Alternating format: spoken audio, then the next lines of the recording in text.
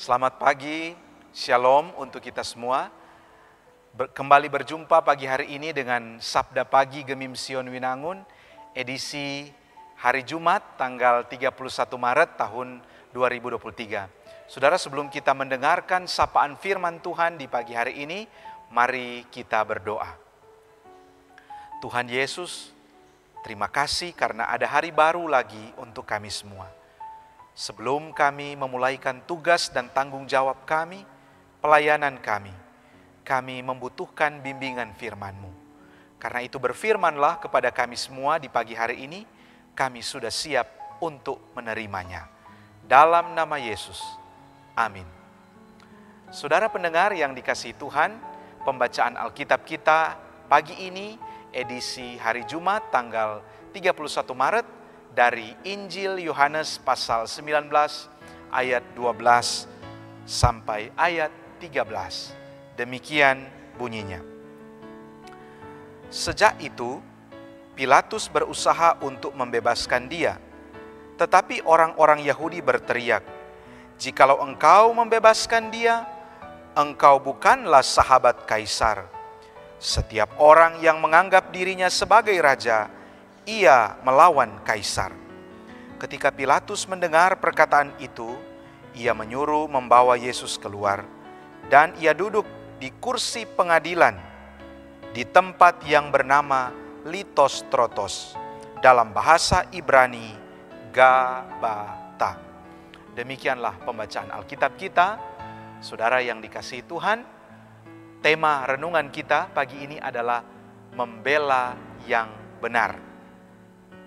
Keluarga Kristen yang dikasihi dan diberkati Tuhan, Pilatus tetap menunjukkan rasa simpatinya kepada Yesus Kristus dengan berusaha membela Yesus.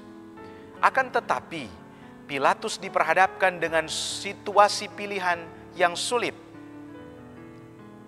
Orang-orang Yahudi berteriak, "Jikalau engkau membebaskan dia, engkau bukanlah sahabat Kaisar.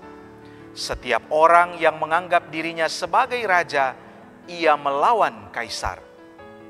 Itu berarti kalau Pilatus membebaskan Yesus Kristus, maka dia secara tidak langsung melawan Kaisar yang lebih tinggi kuasanya dari Pilatus yang hanya sebagai wali negeri atau gubernur Yudea. Tentunya kedudukan Pilatus akan terancam dan ini tidak menguntungkan baginya. Pilatus menunjukkan kepeduliannya kepada Yesus Kristus karena ia tahu Yesus Kristus tidak mempunyai kesalahan apapun, tetapi kuasanya ternyata tidak mampu untuk membendung orang banyak yang sudah dihasut oleh para imam dan ahli-ahli Taurat. Keluarga Kristen yang dikasihi dan diberkati Tuhan Yesus, Pilatus melanjutkan persidangan untuk memutuskan perkara Yesus Kristus. Yesus Kristus kemudian diarak keluar gedung pengadilan dan Pilatus duduk di tempatnya sebagai pengambil keputusan dalam persidangan yang disebut dengan Litostrotos atau dalam bahasa Ibrani Gabata itu.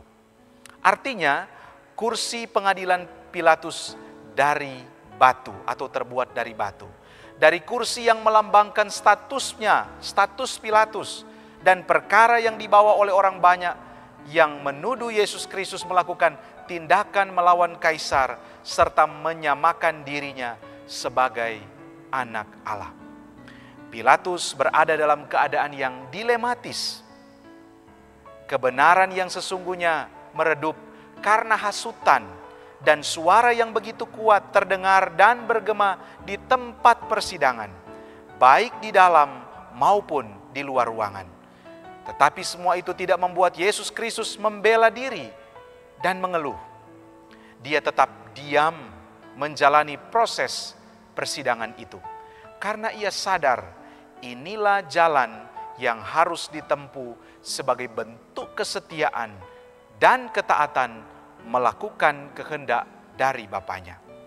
Keluarga Kristen yang dikasihi dan diberkati Tuhan Yesus, ketika dunia saat ini lebih dikuasai oleh sikap mementingkan diri sendiri, mementingkan keluarga, golongan, kelompok, maka mereka yang miskin dan tidak memiliki kekuasaan terpinggirkan, bahkan sering diabaikan, atau kita menyebutnya termarginalkan. Dalam beberapa kasus di persidangan, terkadang mereka yang benar tetapi tidak punya uang, kita sebut mereka orang susah, tak berkuasa, dikalahkan oleh mereka yang kaya dan berkuasa.